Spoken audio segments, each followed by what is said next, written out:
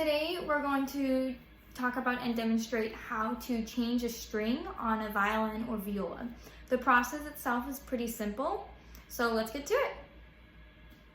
Okay, so first things first, when you're changing a string, you want to make sure that you have a flat surface to do it on. I would not recommend doing this in your arms or in the air without some sort of ground or table or some sort of surface to do this on, just because you don't want to accidentally drop the instrument. The other thing to think about when you begin to take off strings, in this demonstration, I'm only going to be taking off one string and then putting it back on to show you the process. But if you had to say change your set of strings, you had to get a whole new set and you had to change every string, you would just repeat that process for the one string that I showed. But you want to keep in mind that you don't want to take off more than, I'd say, 2 strings at a time. I would take off only 1 or 2 strings at a time. If you take off more than that, you're taking away the tension that's keeping the bridge up. So your bridge could collapse because there's nothing holding it up. Okay, so I would only take off 1 or 2 at a time, replace those strings, and then move on to the next. Okay, for this demonstration, I'm going to be taking off my G string. This is the viola, so I'll be taking off this string here. All right, the first step you want to do is you want to go up to the tuning pegs. Okay, and you're going to find the tuning peg that goes with the G string or the string that you're needing to use. And then you're going to loosen the string. Okay, so you're going to make it go flat. I like to kind of hold the string with my thumb as I do this, so that way the string doesn't completely fall off yet. But as you do it, you're going to notice that the string starts to loosen. Do you see it loosen here? And you're going to do that until the string comes completely off.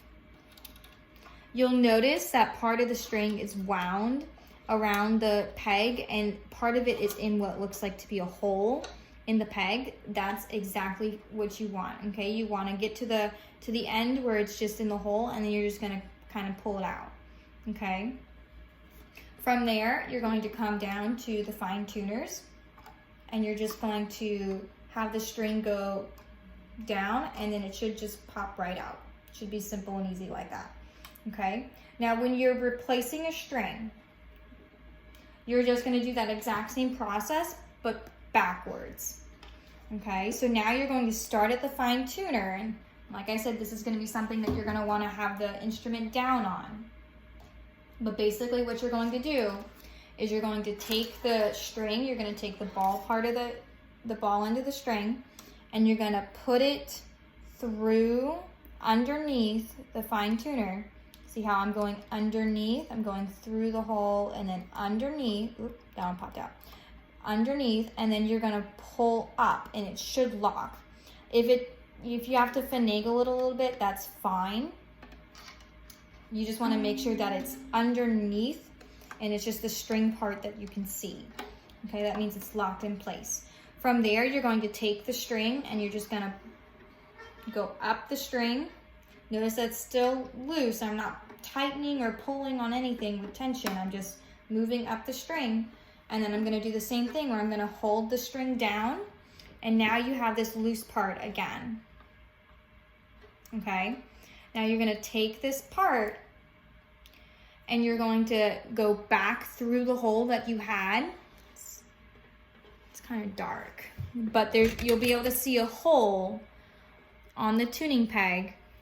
And you're going to put it back through the hole. When you do this, see if you can get a little bit extra string poking out the other end. You're going to want that, so that way you can see. Can you see the extra end? Ooh, see the extra end right there? That's poking out the other side. Okay, you might not want to have that much. It doesn't necessarily matter, but you do want to have a little bit. Okay, now what you're going to do is you're just going to wind the tuning peg as if you were going to go sharp, as if you're going to raise the pitch of the instrument. So you're going to wind this way.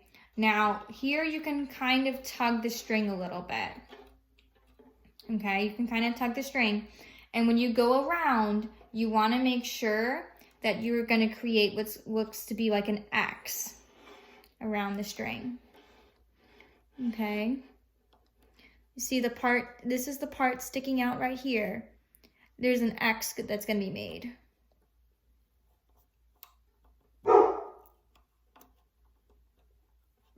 See that? So now there's kind of like, there's part of the string on one side of the part sticking out and part of the string is on the other side.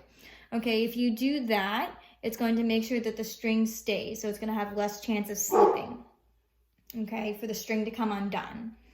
All right, and then once you've got that, you're just going to continue to wind the peg until your string is tight. Okay, from there, you might have to push the string in the slot, okay, that's kind of in the groove that's made on the fingerboard and the bridge. Okay, once you got those in place, you're just going to continue to wind the string. Okay, you might have to push the peg back in a little bit in order to get it to stay. Whoopsie, because mine just slipped. So you're going to pull the string a bit so that way it's tight. And you're just going to continue to wind and push the peg in as you go so that way it does not slip like it just did for me. But you're just going to continue to do that. Once you've gotten that, you're going to be able to tune the instrument and then you have a new string. Yep. Simple as that. And then you would just repeat the process for the other strings if you had to change more than one string. You would want to keep in mind of how the strings are looking. So if one is below or above the other, you want to keep that the same so that way you don't have strings overlapping. Okay, so it might help to maybe take a picture if you don't think you'll remember of what order your strings were and what peg they went to if you took off maybe 2 at a time rather than just 1. That way you don't forget. Might be a good idea to do that. But yeah, you'll just repeat that process for every string. All right, have fun.